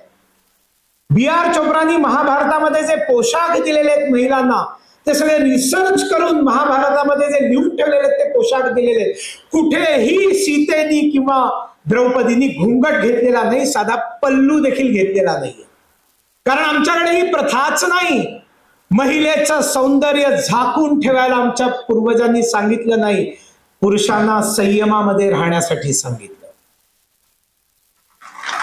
आणि त्याच्यामुळे आमच्याकडे नव्हता पदर कधी, तो सगळा तुम्हाला कुठे दिसतो? पुन्हा एकदा राजस्थान, मध्य प्रदेश, उत्तर प्रदेश, महाराष्ट्राकडे येईपर्यंत हा पदर दिसतो। दक्षिणेकडे जा, एक आंध्रची महिला कधी पल्लू घेतलेली दाखवा मला, एक तमिळ महिला दाखवा पल्लू घेतलेली। अरे केरळमध्ये तर पदरही नाही, लग्न न झालेल्या मुलगी परकर आणि पोलक्यामध्ये असतात सगळे। आजकाल बघा ना चित्रपट केरळचे पाहताना, अविवाहित मुली परकर पोलक्यामध्ये असतात। आसाम मध्ये या इस्लामच्या आक्रमणाला थांबवण्याचं काम लाचित बडफुकांनी केलं, येऊ दिलं नाही, आणि तिथे देखील महिला कधी पदर घेत नाहीत, तिथे देखील मेखला चादर कधी गुगल करून बघा ते कसं घालतात, त्याच्यावरती डोक्यावर पल्लू नाही। घुंगट नाही खोलूंगी सैया तोरे आगे, हे इस्लाममुळे आलेलं आहे आमच्यात, आमचं ओरिजिनल नाही।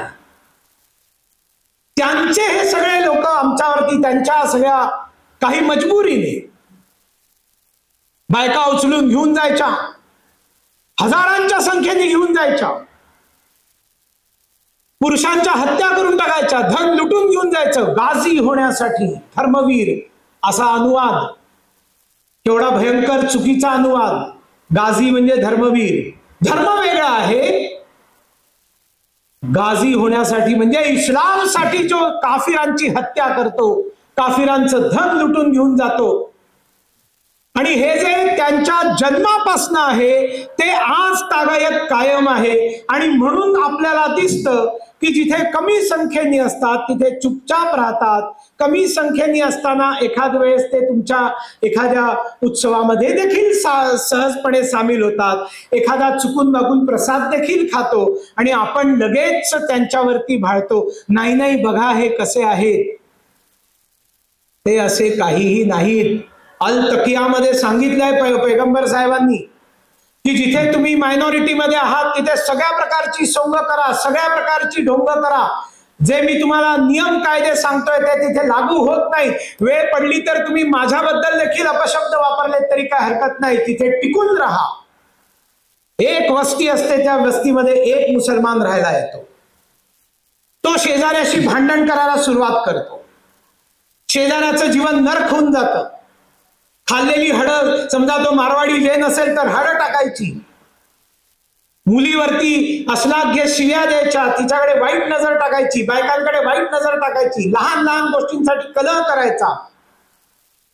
ते हिंदू घर ते घर विकून दुसरीकडे जायच्या मानसिकतेत येतं. आणि ते विकून जायला लागलं की मुसलमानाचा शेजार नको म्हणून कोणी हिंदू विकत घ्यायला तयार होत नाही आणि त्या ठिकाणी दुसरा मुसलमान येऊन बसतो.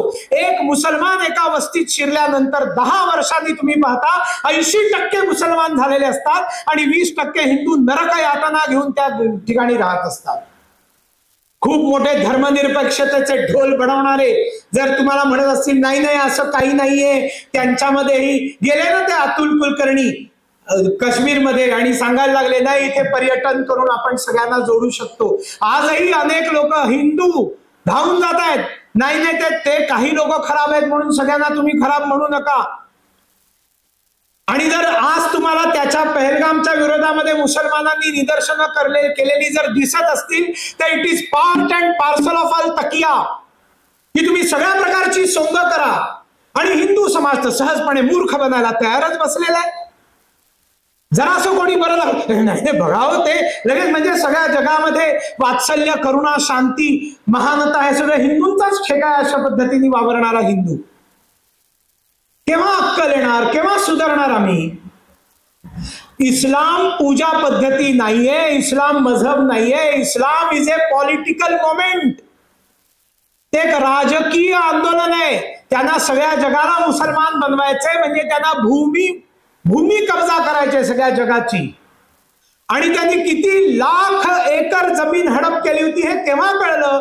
ज्यावेळेला नरेंद्र मोदीजींनी आणि अमित भाई शहांनी वक्फ बोर्डाचा कायदा जो होता तो अमेंडमेंट करून यांचे सगळे धंदे बंद करून टाकले, यांची नसबंदी करून टाकली, नाकाबंदी करून टाकली. काही तुमची थेरं चालणार नाही. आणि ते झाल्यानंतर कसे सगळी जण उलटून बिळामधनं सगळे नाग बाहेर पडले, सगळे साप बाहेर पडले. त्यांच्या संरक्षणासाठी हिंदूंची किती मोठी फौज येते. कोण आहेत हे सगळे हिंदू? हे मॅकॉले पद्धतीतनं आलेले. हे मार्क्स नावाच्या एक चरित्रहीन व्यक्तीनी, एक अत्यंत फ्रस्ट्रेटेड व्यक्तीनी, एक अत्यंत घृणा आणि तिरस्काराने ज्याचं मन भरलेलं होतं, आयुष्यभर जो विफल झाला होता, अशा मार्क्स नावाच्या एका व्यक्तीने लिहिलेलं फ्रस्ट्रेशन बंद लिहिलेलं जे तत्वज्ञान आहे, त्याच्या पाठीमागे जे लोक लागले, त्या लोकांचे आमच्या भारतात जे लोक आहेत ते या सगळ्या जिहादींना मदत करण्यासाठी धावत आहेत. पण आम्ही काय करतो? आणि म्हणून यांचं खरं चरित्र ओळखून आपल्याला हिंदू समाजाला तयार करावं लागेल. हिंदू समाजाला तयार करावं लागेल. प्रत्येक विधानसभेमध्ये 5 वर्षानंतर 5 ते 10 हजार मुसलमान वोटर्स वाढलेले असतात. तुम्ही कल्पना करा, तुम्ही जळगाव बघा, तुम्ही तुमचं गाव बघा, तुम्ही जिकडचे आहात तिकडचा तालुका बघा, आणि स्वातंत्र्यानंतर काय लोकसंख्या होती, 25 वर्षांनंतर किती त्यांची वाढली, आता किती वाढले 75 वर्षांनंतर ते बघा. आणि त्या चेन रिॲक्शन सारखी वाढत चाललेली ही लोकसंख्या 2047 मध्ये ज्या वेळेला आपल्याला भारताला विकसित भारत करायचंय त्यावेळेला त्यांची जळगाव मध्ये लोकसंख्या काय झालेली असेल ते बघा. 1000 तालुके मुस्लिम बहुल होऊन गेलेत भारतामध्ये. 300 जिल्हे मुस्लिम बहुल होऊन गेलेत. पश्चिम बंगाल भयंकर संकटात आहे आज. बांगलादेशामध्ये हिंदूंवर अत्याचार झाले म्हणून तुम्ही ते व्हिडिओ बघून तुमचं हृदय रडू लागलं, कालावलं. पण पश्चिम बंगालमध्ये काय होतंय, काश्मीरी पंडितांबरोबर काय झालं, आणि आज भारतामध्ये मुस्लिम बहुल असलेल्या इलाक्यांमध्ये राहणाऱ्या हिंदूंची काय अवस्था आहे? हे सगळे जे अतुल कुलकर्णी टाईप लोक आहेत ना, त्यांना एकच गोष्ट विचारून बघा.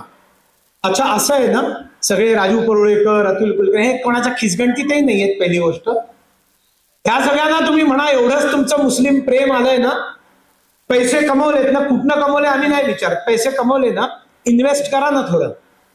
एखादी प्रॉपर्टी मुस्लिम एरियात जाऊन विकत घ्या. कुठलाही ढोंगी हा मुस्लिम बहुल एरियात प्रॉपर्टी नाही घेणार. कम्युनिस्ट, अर्बन नक्सल, वामपंथी, समाजवादी हे सगळे त्यांचा कैवार घेऊन धावणारे जे लोक आहेत त्यांना सांगा ना, मुस्लिम बहुल एरियात एखादा फ्लॅट विकत घ्या. इन्व्हेस्ट करायचे ना, तुम्हाला प्रॉपर्टी घ्यायची. तुम्हाला तर ते सगळे सारखे आहेत ना, तिथे जाऊन राहा ना. तिथे नाही राहणार सुरक्षित हिंदू बहुल एरियामध्ये राहणार आणि हिंदूंच्या विरोधात षडयंत्र करणार. सावध आपण होण्याची गरज आहे. बच्चे अल्लाह की देन है. आज मी खूप मोठं स्टेटमेंट करणार आहे, पण हे स्टेटमेंट हजारांनी केलं पाहिजे, लाखांनी केलं पाहिजे आणि संपूर्ण हिंदू समाजाला ओरडून ओरडून सांगितलं पाहिजे, प्रत्येक हिंदूला कमीत कमी 3 संतान असलीच पाहिजे. कमीत कमी 3.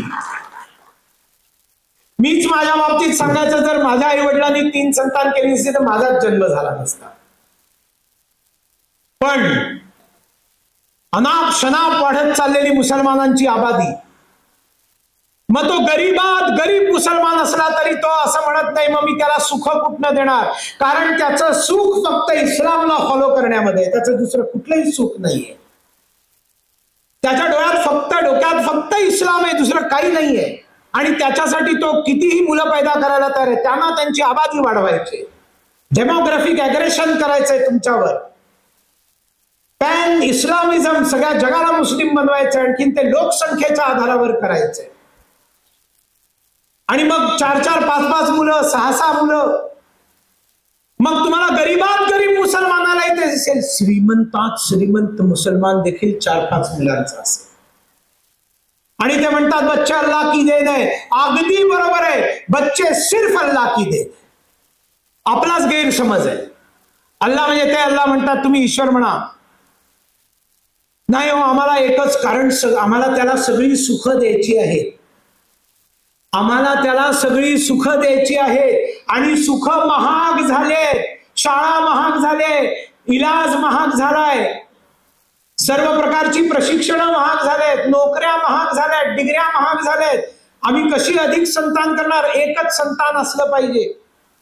म्हणून 1 संतान असे करोडो हिंदू तुम्हाला बघायला मिळतात. किती आत्मघातक आहे माहितीये?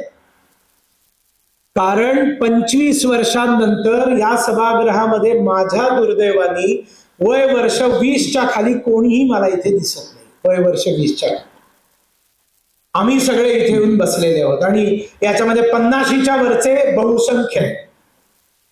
25-30 वर्षांनी ईश्वराची कृपा करो की आपण सगळे जीवित राहू, पण राहू याची गॅरंटी नाही. जोपर्यंत असा सगळा दहशतवाद चालू आहे तोपर्यंत काय गॅरंटी? पण 25 वर्षानंतर ती जी लहान मुलं आहेत ती झालेली असतील 30, 40, 25, 32 वर्षाची, 50 वर्षाची, ते कोणता भारत बघणार आहेत? काय जळगाव बघणार आहेत? ते 50% मुस्लिम झालेलं जळगाव आणि तुम्ही त्याला सुख देणार? तो सुखाने प्रॉपर्टी नाही घेऊ शकत, तो सुखाने नोकरी नाही करू शकणार, तो सुखाने आपल्या पत्नीला घेऊन फिरायला नाही जाऊ शकणार, त्याची मुलगी एकटी शाळेत नाही जाऊ शकणार. कोणती सुख देणार आहात एकट्या मुलाला तुम्ही 25 वर्षांनी? ही डेमोग्राफी इतकी भयंकर वाढल्यावर कुठलाही पर्याय नाही तुमच्या समोर. आणि कुठली सुख देणार? एक मूल होत गेल्यानंतर तुम्ही मामा संपवून टाकलेत, काका संपवून टाकलेत, मावशी संपवून टाकली, आत्या संपवून टाकली. मग आत्ते बहीण नाही, मामे बहीण नाही, सख्खी बहीण नाही. कुठली सुख त्यांना मिळणार? तुमची जमीन कोणीतरी हडप करून टाकेल, त्याच्यावरती पाटी लावेल. मोदी सरकार आहे, भाजपचं सरकार आहे, तोपर्यंत किमान हे सगळं सुरक्षित तरी आहे. कारण छोट्या छोट्या गोष्टींमुळे, जातीवादामुळे कशी लोकांची डोकी फिरतात आणि कसे 400चं लक्ष असताना 240 होतात ते आपण पाहिलेलं आहे. एवढं प्रचंड काम नरेंद्र मोदीजींनी केल्यानंतरही लहान लहान गोष्टींमधनं नाराज होऊन आपली मतं फिरवून घातक पावलं उचलणारा हिंदू समाज. आणि समजा हे सरकार नाही आली परत तर तुमच्या प्रॉपर्टी शिल्लक राहतील. मग कुठली सुख तुम्ही त्याला देणार? आणि आता तर वी आर हॅपी अलोन. लग्नच करायला तयार नाहीये, मुलंच नकोत. सुख मग त्यांना जी सुख पाहिजे ती टेम्पररी सगळी मिळत असतात, ती कशाला लग्न करायला पाहिजे? आणि मग माझ्या पुढच्या प्रश्नाचं उत्तर द्या. तुम्ही मला असा एक मुसलमान आणि एक मुसलमान मुलगी आणि मुलगा आणून दाखवा जे अलोन राहतात. No, we are not going to get married. मुसलमान तर नाही करत आहेत. ते लग्न करणार म्हणजे करणार, ते मुलं पैदा करणार म्हणजे करणार. आणि आम्ही आमच्या मुलांकडे पाहतोय. तुम्ही पाहताय की नाही आजकालची पिढी? तुम्ही पाहताय इंस्टाग्रामवर काय चाललेलं आहे का? या ठिकाणी बसलेल्या सभागृहातल्या मी सगळ्या व्यक्तींना दोषी मानतो ज्यांनी आपल्या घरी असलेल्या 15 वर्षाच्या, 14 वर्षाच्या, 12 वर्षाच्या वरच्या मुलांना आणि मुलींना म्हटलं नाही की या आज एक हिंदुत्वावर व्याख्यान होणार आहे, तुम्ही माझ्या बरोबर येऊन ऐका. का नाही म्हटलं? समजा या सभागृहामध्ये 700 लोक बसलेले आहेत. 700 लोकांनी जर हे सांगितलं असतं की आपल्या घरच्या मुलांना, 25च्या, 20च्या मुलांना, 15 वर्षाच्या तरुणाला, अरुणाला, बालकाला, अरे ते आदिशंकराचार्य 32व्या वर्षी श्रेष्ठ काम करून निघून गेले. तुम्ही काय म्हणता? लहान मुलं, त्यांची जयंती आहे, त्यांचं महापरिनिर्वाण 32व्या वर्षी झालंय, जे साजरा करण्यासाठी तुम्ही आला तिथे. या मुलांना का नाही आणलं हे सगळं ऐकण्यासाठी? 700 लोकांनी सांगितलं असतं आपल्या घरच्या मुलांना, तर किमान 200 लोकांच्या घरनं तरी ऐकलं असतं ना. समजा 500 लोकांनी नसतं ऐकलं, पण 200नी तरी ऐकलं असतं. हे या ज्या खाली खुर्च्या आहेत इथे काही लहान मुलं, तरुण मुलांनी तरी भरून गेल्या असत्या ना या. त्यांना तरी डोक्यात काहीतरी गेलं असतं. भविष्याची धोक्याची घंटा त्यांच्या समोर वाजली असती. जबाबदार कोण आहे? राम जन्मभूमी आंदोलन, तेजस्वी आंदोलन आम्ही सगळे लढलो, पण मी देखील त्या आंदोलनामध्ये जेलमध्ये गेलो. तुम्ही देखील अनेक जण कार सेवेला गेलेले इथे असाल. नाहीतर त्यावेळेला जळगावात राहून तुम्ही राम जन्मभूमी आंदोलनासाठी रामशिला पूजन केलं असेल, संघर्ष केला असेल. पण तुमच्या पुढच्या पिढीला कधीतरी बसवून राम मंदिराचा काय प्रश्न होता, तो आंदोलन काय आहे, हे कधी समजावून सांगितलं का तुम्ही? 92 साली ढाचा पडला आणि 2024 साली मंदिर बनून तयार झालं. 22 का 19 मध्ये फैसला आला. 20 वर्षांची गॅप, 20 वर्ष पुढे 30 वर्षांची गॅप, एक संपूर्ण पिढी गेली, तिला माहितीच नाही राम जन्मभूमी विषय काय. स्वतंत्रता संग्राम सगळ्यांना माहिती आहे, कारण तो पाठ्यपुस्तकांमध्ये शिकवला. पाठ्यपुस्तकांमध्ये राम जन्मभूमी संग्राम नाही शिकवला. भारतीय स्वातंत्र्य संग्रामानंतर या देशामध्ये 2 मोठे स्वातंत्र्य संग्राम लढले गेलेले आहेत. एक म्हणजे आणीबाणीच्या विरोधात लढलेला तेजस्वी संग्राम जो जनतेने लढला, आणि दुसरा राम जन्मभूमीचा तेजस्वी संग्राम होता. राम लला हम आएंगे, मंदिर वही बनाएंगे, सौगंध राम की खाते हैं हम, मंदिर वही बनाएंगे. लोकांच्या डोक्यावर हिंदुत्व सवार होत. सर्व प्रकारच्या हाल अपेष्टा देशोधडीला लागले अनेक परिवार राम मंदिरासाठी. 250 लोकांनी तर प्राण गमावले. पापात्मा मुलायम सिंगनी गोळ्या घालून ठार केले त्यांना. पण हा संग्राम आम्ही आमच्या मुलांना सांगितला नाही ना. अलाहाबाद हायकोर्टाचा ज्यावेळेला निर्णय आला तो एकदम थर्ड क्लास निर्णय होता की बीच में वाला जो है वो रामलला का, एक साइड का जो है बाबरी मस्जिद एक्शन कमेटी को, एक जो है वो अखाड़े को मिलेगा. आणि मग सगळे म्हणाले सबका इक्वल हो गया, सबका इक्वल हो गया, सबका इक्वल हो गया. हे तरुण पिढी म्हणते नाही सबको सेम सेम मिल गया, सबको सेम सेम. काय मजा काय का सबको सेम सेम मिल गया? त्यांना माहितीच नाही की तुम्ही सांगितलं नाही.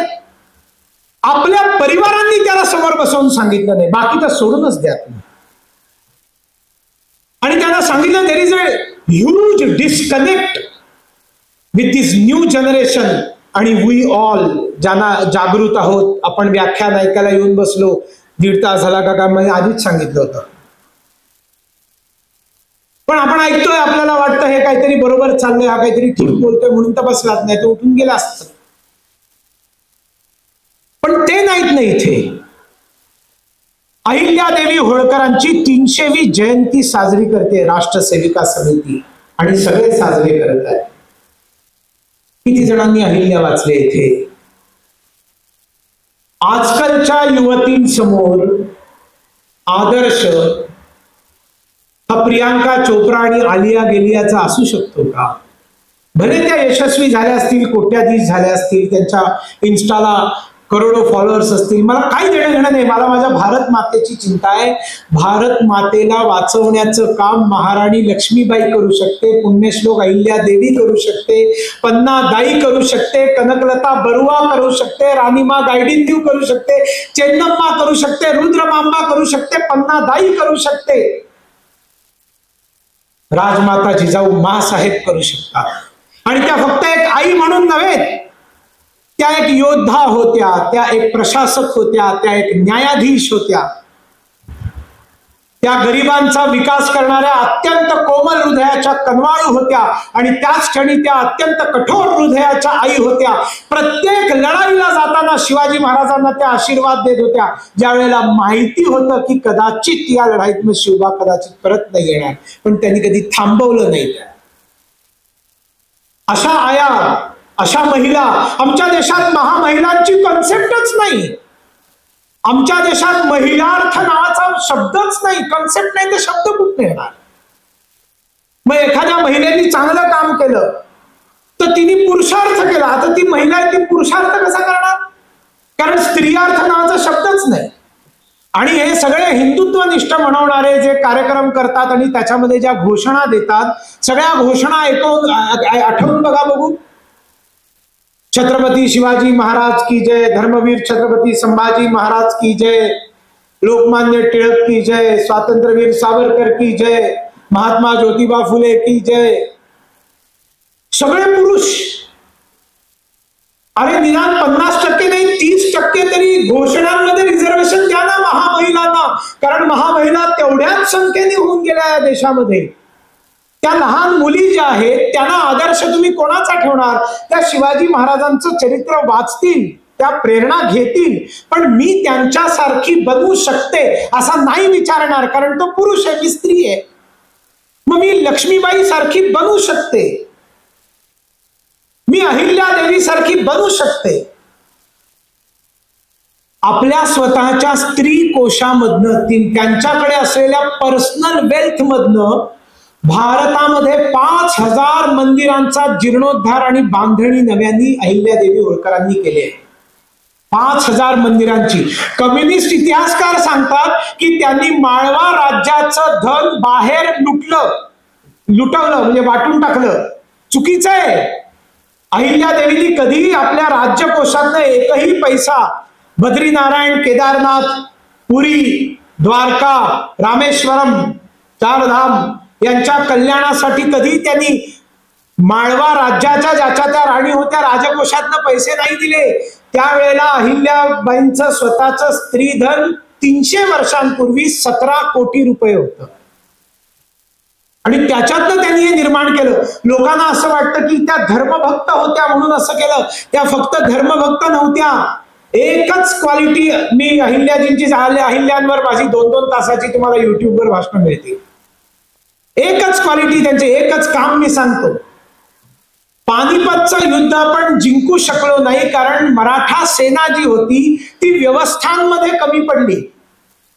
जागांमध्ये जाऊन, दुसऱ्या जागांमध्ये, क्षेत्रामध्ये जाऊन लढताना पाणी प्यायला नाही, खायला अन्नाची, राहण्याची जागेची सोय नाही, रस्ते नाहीत.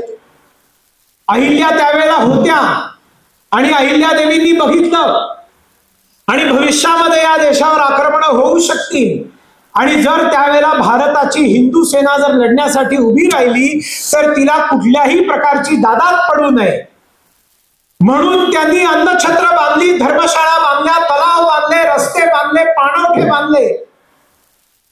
हे त्यांची योजना होती की भविष्यामध्ये युद्धात भारत जिंकला पाहिजे म्हणून त्यांनी धर्माच्या नावाने व्यवस्था निर्माण करून ठेवला. एवढी मोठी पुण्यश्लोक अहिल्यादेवी होळकर, पण आम्हाला हे माहित नाही. घरामध्ये तुमच्या चिमुरडी आहे, तिला अहिल्या सांगा, आधी स्वतः वाचा आणि सांग, बाळ मला तुझ्याकडे 1 तास दे, तू फक्त ऐक एकदा माझ्याकडे, मग तुला काय करायचंय ते कर. निदान 50 वर्षांनंतर ते मोठे झाल्यानंतर तुमची तस्वीर ज्यावेळेला लावलेली असतील त्यावेळेला ते म्हणतील तर की आई तू सांगितलं होतंस पण मी ऐकलं नाही, माझी चूक झाली. कारण तुम्ही निदान सांगण्याचं तरी कर्तव्य केलं. जे मी आत्ता करतो आहे.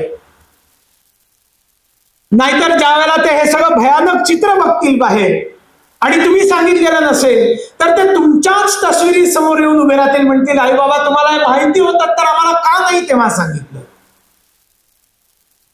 आपणा सर्वांना हे दिवस चांगले दिवस पाहायला मिळावेत म्हणून आमच्या पूर्वजांनी सर्वस्व अर्पण करून स्वातंत्र्य संग्राम लढला की नाही लढला. त्यांना काय मिळालं? त्यांना काही नाही मिळालं. ते तुरुंगात गेले, काही फासावर चढले, देशोधडीला लागले, शून्यापासून सुरुवात केली आणि आपल्या सर्वांना जन्म दिला आणि आपल्या सगळ्यांना आज एक सन्मानाचं आयुष्य मिळालं. ते त्यांनी केलेल्या त्यागामुळे, परिश्रमामुळे, तपश्चर्येमुळे, बलिदानामुळे, समर्पणामुळे. आता ही जी पुढची पिढी आहे, या पुढच्या पिढीला जर विकसित भारत बघायचा असेल, सुरक्षित भारत बघायचा असेल, त्यांना जर एक आनंदाच्या वातावरणामध्ये, स्वतंत्र वातावरणामध्ये श्वास घ्यायचा असेल, गीतं म्हणायची असतील, खेळायचं असेल, जगामध्ये जाऊन विजय मिळवायचे असतील, मेडल्स घेऊन यायचे असतील, आनंदात राहायचं असेल तर आत्ता या ठिकाणी बसलेल्या जनरेशननी तेवढाच त्याग केला पाहिजे, त्यांच्यासाठी केला पाहिजे जो आपल्या पूर्वजांनी आपल्यासाठी केलेला आहे. म्हणून आपण हे आज दिवस पाहतोय. टाळ्या नाही, काम करा, काम करा, वेळ द्या, पुढच्या पिढीला तयार करण्याचं काम करा. अरे घरामध्ये एक शस्त्र नाही, आम्ही तर गणपती बाप्पाच्या हातातलं शस्त्र देखील गायब करून टाकलं. या सभागृहात बसलेल्या सगळ्या माझ्या हिंदू भगिनींनो आणि बंधूंनो, 700-800 वर्षांपूर्वीच्या, 500 वर्षांपूर्वीच्या कुठल्याही गणपतीच्या मंदिराचा फोटो इंटरनेटवरनं डाउनलोड करून दाखवा गणपतीची मूर्ती की जिच्या हातामध्ये शस्त्र नाहीये. गणपतीच्या सर्व हातात शस्त्र आहे. कुऱ्हाड त्याची, परशु त्याचं शस्त्र आहे. गणपती बाप्पांनी परशुनी राक्षसांचा वध केलेला आहे. आपल्या गणपतीच्या मूर्त्या काय आहेत? शस्त्र कुठे आहेत? शस्त्रच दाखवत नाहीये. आणि दुसरीकडे सर्व प्रकारच्या शस्त्रांची तयारी होते आणि पहलगाम घडतात.